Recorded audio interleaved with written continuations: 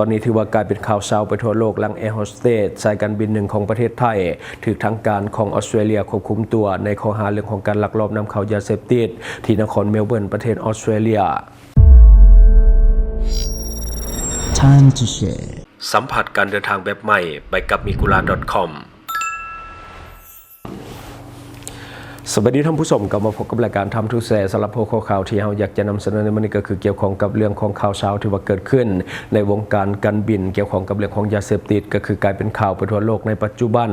หลังแอร์โฮสเตสสายการบินหนึ่งของประเทศไทยถูกทางการของออสเตรเลียควบคุมตัวในข้อหาเรื่องของการลักลอบนำเข้ายาเสพติดที่นครเมลเบิร์นประเทศออสเตรเลียในวันที่25มิถุนายน2026ทางการของออสเตรเลียได้รายงานข่าวว่ามีการควบคุมตัวหญิงสาวไทยอาชีพแอร์โฮสเตสอายุก็คือ26ปีที่สนามบินเมลเบิร์นประเทศออสเตรเลียชาวไทยคนดังกล่าวเดินทางมาพร้อมกับเที่ยวบินสากลในฐานะลูกเรือหรือว่าผู้ให้บริการ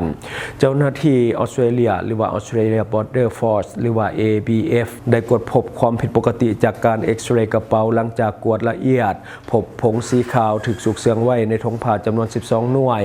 ผลการกวดเบื้องต้นได้ยืนยันว่าเป็นเฮโรอีนแท้น้ำหนักรวมรายกว่า1กิโลกรัมมูลค่าในตลาดมืดประมาณ$500,000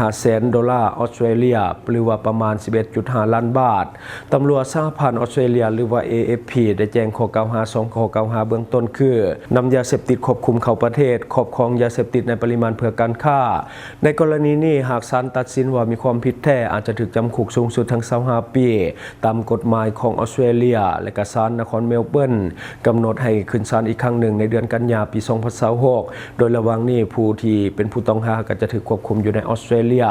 ในส่วนของสายการบินต้นสังกัดได้ออกมาชี้แจงแล้วก็คือบริษัทไทยแอร์เวย์ยืนยันว่าผู้ถูกจับเป็นพนักงานของบริษัทแท้บริษัทกำลังให้การร่วมมือกับเจ้าหน้าที่ของไทยและออสเตรเลียอย่างเต็มที่วันที่29มิถุนายน2026สำนักงานปปสของไทยได้เปิดเผยว่าได้ร่วมมือกับตำรวจสหพันธ์ออสเตรเลียหรือว่า AFP ภายใต้ปฏิบัติการ Task Force Storm นับตั้งแต่ปี 2016 เพื่อแลกเปลี่ยนข้อมูลข่าวสารและก็ขยายผลการสืบสวนจับกลุ่มผู้ต้องหาและยึดทรัพย์สินเครือข่ายยาเสพติดข้ามชาติล่าสุดปปสได้แลกเปลี่ยนข้อมูลกับ AFP จนได้ข้อเท็จจริงที่ชัดเจนและกำลังขยายผลเพื่อทำลายเครือข่ายลักลอบขนส่งเฮโรอีนเข้าออสเตรเลียในวันเดียวกันเจ้าหน้าที่ได้เข้ากวดคนที่พักของแอร์สาวคนดังกล่าวที่ถูกกล่าวหาและก็สอบปากคำแฟนหนุ่มของสาวแอร์คนดังกล่าวเพื่อติดตามหาเจ้าของยาเสพติดตัวจริงและก็ผู้ร่วมขบวนการโดยขณะนี้กำลังรวบรวมพยานหลักฐานเพื่อที่จะดำเนินคดีพร้อมเดียวกันนี้ปปสระบุว่าทางอากาศยานของไทยได้กวดสัมภาระของผู้โดยสารและลูกเรือบินทุกคนด้วยเครื่องเอ็กซเรย์ตามมาตรฐานความปลอดภัยพร้อมทางร่วมกับบริษัทท่าอากาศยานไทยหรือว่า AOT ยกระดับระบบการคัดกรองให้รัดกุมนอกจากนั้นไทยยังได้บูรณาการร่วมมือกับหน่วยงานทั้งภายในและต่างประเทศจะตั้งการปราบปรามยาเสพติดประจำสนามบินและก็ท่าเรือพร้อมกับขยายความร่วมมือในระดับอาเซียนและการฝึกอบรมผู้ประกอบการขนส่งเพื่อป้องกันเรื่องของการลักลอบขนส่งยาเสพติดผ่านพัสดุระหว่างประเทศออสเตรเลียเป็นประเทศหนึ่งที่มีกฎหมายควบคุมยาเสพติดที่เข้มงวดหลายโดยมีทั้งกฎหมายของรัฐบาลกลางและก็กฎหมายของแต่ละรัฐหรือว่าเขตการปกครองตนเองการลงโทษจะแตกต่างกันไปตามประเภทของยาเสพติดปริมาณและก็เรื่องของลักษณะการกระทำผิดนำด้วยการนำเข้าหรือว่าส่งออกยาเสพติดถือว่าเป็นความผิดร้ายแรงที่สุดผู้กระทำผิดอาจจะถูกจำคุกตลอดชีวิตถ้าว่าเป็นการลักลอบนำเข้ายาเสพติดในปริมาณที่หลายศาลอาจจะกำหนดโทษจำคุกตลอดชีวิตพร้อมกับปรับเงินหรือว่าปรับไม้ในจำนวนที่สูงสมควรบัดนี้มาเบิ่งอีกหนึ่งข่าวเรื่องของการทำลายยาเสพติดที่ศาลได้ตัดสินแล้วที่แขวงบ่อแก้วในวันที่25มิถุนายน2026กองบัญชาการปกสแขวงบ่อแก้วได้จัดพิธีจุดทำลายยาเสพติดที่ว่ายึดได้จากคดีต่างๆให้เกียรติเข้าร่วมโดยท่านพลเอกวิไลลักษณ์คำฟ้องกรรมการกรมการเมืองศูนย์กลางภาคผู้ประจำการเลขาธิการศูนย์กลางภาคมีพลจัตวาแปลวคำบุตรจันแพงกรรมการศูนย์กลางภาคเลขาคณะบริหารงานภาคแขวงประธานสภาประชาชนแขวงบ่อแก้วและมีบรรดาการนำคันสูงการนำคันแขวงคันเมืองคณะกรรมการกฎการและควบคุมยาเสพติดคันแขวงพนักงานทหารตำรวจและประชาชนเข้าร่วมในพิธีท่านคำแสงสุริยวงศ์รองประธานคณะกรรมการปกครองแขวงรายงานให้รู้ว่าอิงตามตัวเลขเครื่องของกลางประเภทยาเสพติดที่ว่าได้รับการยั่งยืนและจำแนกประเภทอย่างเป็นทางการตามการตัดสินของศาลประชาชนซึ่งประกอบมีทั้งคดีที่มีเจ้ากรรมและบ่มีเจ้ากรรมที่มีคำตัดสินของศาลและบ่มีคำตัดสินของศาลในนั้นค ดียาเสพติดที่มีเจ้ากรรมศาลประชาชนได้ตัดสินอย่างเด็ดขาดแล้วแม้นมาจากคดีที่มีการจับกุมตัวผู้กระทำผิดพร้อมกับเครื่องของกลางเป็นยาบ้าจำนวน 17,671,335 เม็ดและน้ำหนักก็คือ 1,771 กิโลกรัมยาบ้ามุ่นจำนวน7ถุงน้อยน้ำหนัก91 กรัมและก็ยาบ้าเปียกจำนวน1ถุงน้อยน้ำหนัก11 กรัมยาไอซ์จำนวน24ซองน้ำหนักแม่น681 กรัมและก็คาเฟอีนจำนวน100ซองน้ำหนักรวมเป็น15 กรัมเคตามีนจำนวน20ถุงใหญ่น้ำหนัก1 กิโลกรัมและก็เฮโรอีนจำนวน1ท่อน้ำหนัก13 กรัมและก็คอลลาเจนจำนวน47ซองน้ำหนัก 1.7 กิโลกรัมแป้งฝุ่นสีขาวจำนวน2แผกน้ำหนักเป็น2 กิโลกรัมแป้งฝุ่นสีบัวจำนวน1ถุงใหญ่น้ำหนักเป็น406 กรัมยาอีจำนวน20เม็ดน้ำหนัก12 กรัมและก็หัวเสือยาอีจำนวน25กล่องน้ำหนัก6 กิโลกรัมและก็ไนตัดออกไซด์จำนวน4บังน้ำหนัก 7.6 กิโลกรัมและก็น้ำหนักรวมของยาเสพติดทั้งหมดแม่น 1,790 กิโลกรัมยาเสพติดที่บ่มีเจ้ากรรมที่ศาลประชาชนยังบ่ทันได้ตัดสินมีทั้งหมดแม่น 15,605 กิโลกรัมในนั้นก็จะมียาบ้าจำนวน 34,42,400 เม็ดน้ำหนักรวมเป็น 3,435 กิโลกรัมยาไอซ์จำนวน328ห่อน้ำหนักเป็น328 กิโลกรัมเคตามีนจำนวน 1,842 ห่อน้ำหนักเป็น 1,842 กิโลกรัมแป้งฝุ่นสีขาวจำนวน400เป่าน้ำหนักแม่น 10,000 กิโลกรัมรวมน้ำหนักของกลางยาเสพติดที่ว่ามีเจ้ากรรมและบ่มีเจ้ากรรมทั้งหมดเป็น 17,395 กิโลกรัมท่านคำแสงสุริยะวงศ์รองประธานคณะกรรมการปกครองแขวงได้มีคำเห็นโอลมและเรียกร้องให้พนักงานองค์การปกครองทุกขั้นตลอดฮอดพ่อแม่ประชาชนบรรดาเผ่าต้องหาผู้และกาหันทิศสดีมุ่งเน้นแก้ไขปัญหาเรื่องของยาเสพติดให้กลายเป็นพันธะของทุกคนในสังคมโดยหันเปลี่ยนแนวคิดแบบดั้งเดิมปัญหายาเสพติดบ่แม่นหน้าที่หรือว่าความรับผิดชอบของเจ้าหน้าที่ตำรวจและภาคส่วนกฎหมายเพียงอย่างเดียวอีกต่อไปองค์การปกครองทุกขั้นสถาบันครอบครัวพ่อแม่ผู้ปกครองและชุมชนต้องเป็นเจ้าการร่วมกันโดยการหันเปลี่ยนแนวคิดที่ว่าบ่แม่นเรื่องของตนเองมาเป็นเรื่องของพันธะและก็ความรับผิดชอบร่วมกันเพื่อปกป้องลูกหลานและก็สร้างสภาพแวดล้อมที่ว่าปลอดภัยสืบต่อปลุกระดมขบวนการทั่วปวงชนในการเพิ่มทวีเวียกงานศึกษาบุหมโดยเจ้าหน้าที่และภาคส่วนเกี่ยวข้องต้องลงพื้นที่ตัวจริงเพื่อเผยแพร่ให้ความรู้เกี่ยวกับผลร้ายภัยอันตรายของยาเสพติดอย่างจริงจังโดยเฉพาะแม่นการแนะใส่เรื่องของกลุ่มเสี่ยงและก็ผู้ที่ว่าลงผิดเพื่อให้ความรู้และความเข้าใจแจ้งต่อกับผลร้ายภัยอันตรายของยาเสพติดเพื่อหลีกเลี่ยงและก็กลับกลายมาเป็นพลเมืองดีของสังคม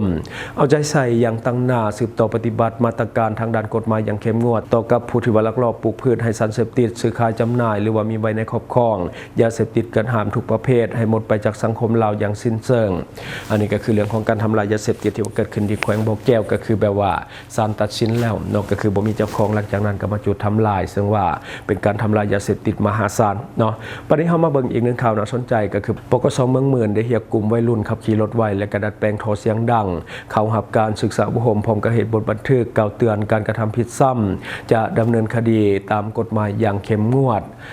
เพจข่าวสารเมืองหมื่นรายงานในวันที่26 มิถุนายน 2026 แผนกตำรวจจราจรกองบัญชาการปกสเมืองหมื่นแขวงเวียงจันทน์ได้เอิ้นกลุ่มวัยรุ่นที่ว่ามีพฤติกรรมขับขี่รถด้วยความไวและก็มีการดัดแปลงท่อจนเสียงดังรบกวนในเวลากลางคืนเขารับการศึกษาบุหมและก็เหตุบทบันทึกรับห้องว่าจะบอกกระทำผิดซ้ำอีกพิธีดังกล่าวมีทานพันตรีสนทวีล้วนผู้วงศ์ห้องแผนกตำรวจและทานพันตรีศิริวัลย์ศรีอัครสรห้องแผนกตำรวจหัวหน้ากองจราจรพร้อมด้วยแผนกกองวิสาสะเพาะบรรดาผู้ขับขี่พ่อแม่หรือว่าผู้ปกครองเขาห่วมอย่างพร้อมเพรียง